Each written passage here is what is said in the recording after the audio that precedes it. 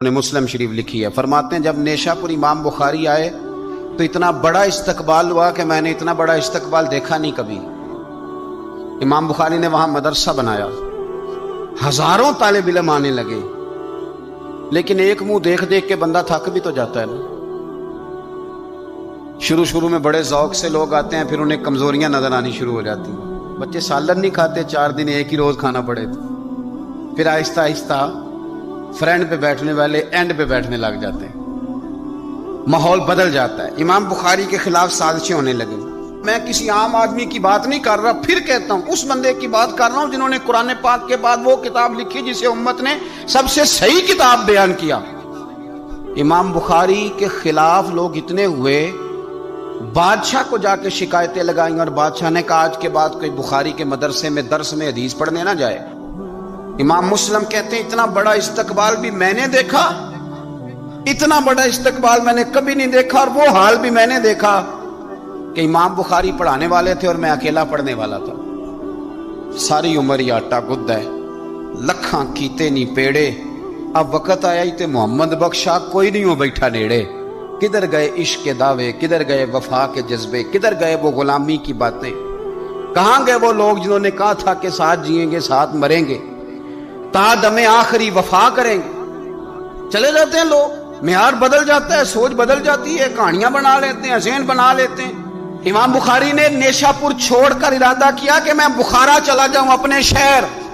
سنو یہ درد کی داستان ہے لوگوں، سنو، اس بندے کی بات کر رہا ہوں جس کا نام جپتی ہے دنیا۔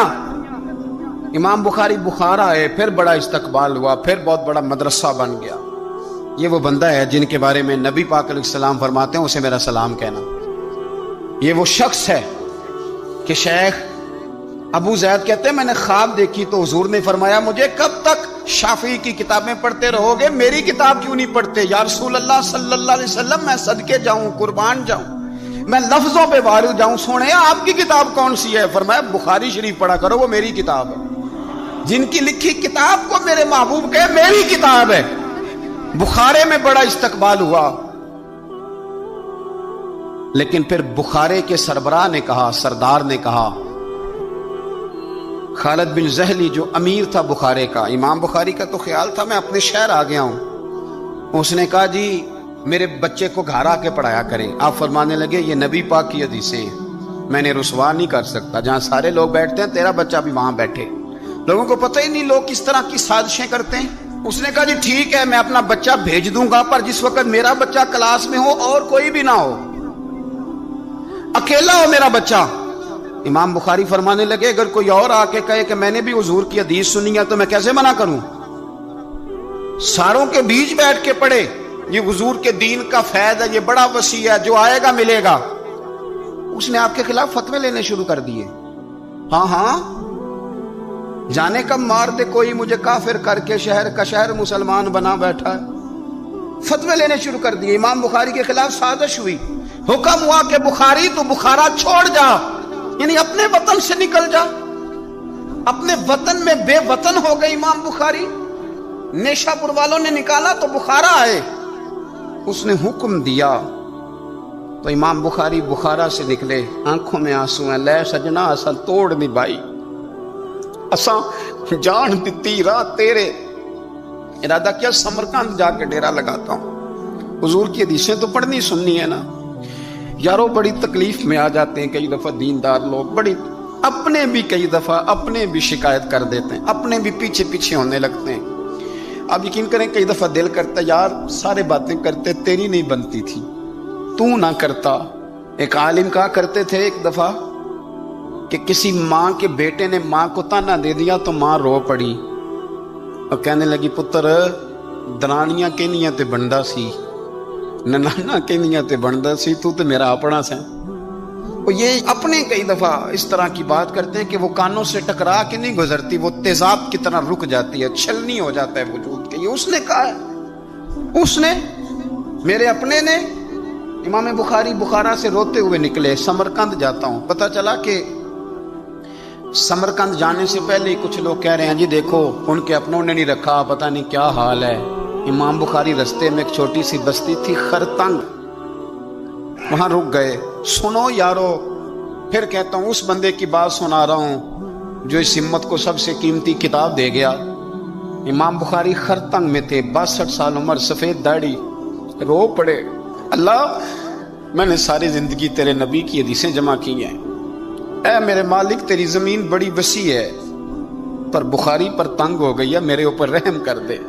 امام بخاری نے وہاں دعا فرمائی، دوپہر کو دعا فرمائی، شام کو بیمار ہوئے، رات کو وصال ہو گیا۔ لے او سجنا اساں توڑ نہیں پائی، اساں توڑ نہیں پائی تے جان دیتی رات تیرے، مجھے کہہ لینے دیں، مجھے کہہ لینے دیں، مجھے کہہ لینے دیں، بے قدراں کچھ قدر نہ جاتی، او کیتی خوب تسلی ہو، دنیا دار پجاری زردے کتیاں دے گل ٹلی ہو، او بک بک روسن اکھیاں تکیو ویکھ حویلی کلی ہو، تے کوچ نصیر اساں جدوں کیتی، کوچ نصیر اساں جدوں کیتی، پھر پہ جانی تھر تھلی ہو، اور میرے مرنے پہ ہر سو شور مچ جائے گا، دیکھو گے کہنے الوداع سرکار خود تشریف لائیں گے۔ ایک بندہ کہتا میں نے رات کو خواب دیکھا کہ نبی پاک صحابہ سمیت کھڑے ہیں، کسی کا انتظار ہو رہا ہے۔ میں نے عرض کی سونیا میں قربان جاؤں، یہاں کیوں کھڑے ہیں؟ تو فرمایا بخاری آ رہا ہے، بخاری آ رہا ہے۔ دنیا والے بھول جائیں پر جن کی بندہ نوکری کرے وہ کیسے بھول جائیں؟ اور ویسے بھی اگر مالک کو پتا ہو نا میرا خادم ٹھیک ہے، مالک اور غلام کا تعلق مضبوط ہو تو دنیا جو مرضی کہتی پھرے۔ میرا آپ سے مشورہ ہے کبھی بھی دین کے لیے کچھ کرو تو بندوں سے نام نیکی کی امید نہ رکھنا، اگر آپ کو اجر لینا ہے تو رب رسول اجر عطا کریں گے۔ وہ شخص کہتا ہے میں نے اٹھ کے دیکھا، میں نے اٹھ کے صبح پتہ کیا تو وہ وہی وقت تھا جب مجھے حضور کی زیارت ہوئی جس وقت امام بخاری کا انتقال ہو گیا۔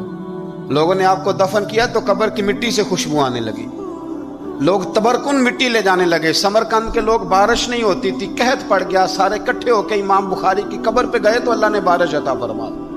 اتنا بڑا آدمی لیکن بے قدراں کچھ قدر نہ جاتی۔ دو باتیں آپ نے اس گفتگو سے یاد رکھنی ہے، ایک تو بندوں سے اجر کی امید نہ رکھیں، یہ چھوڑ دیں کہ بندے واہ واہ کریں گے تو میں نے کام کرنا۔ آپ غریب کی مدد بھی کریں، آپ نیکی بھی کریں، آپ خیر بھی کریں، اداروں سے، مسجدوں سے، مدارس سے بھی پیار کریں، لیکن واہ واہ کی توقع بندوں سے، اور اگر رب و رسول نے ایک دفعہ بھی واہ واہ کر دی نا تو پھر واہ بلے بن جائے گی، پھر کیا بات ہے۔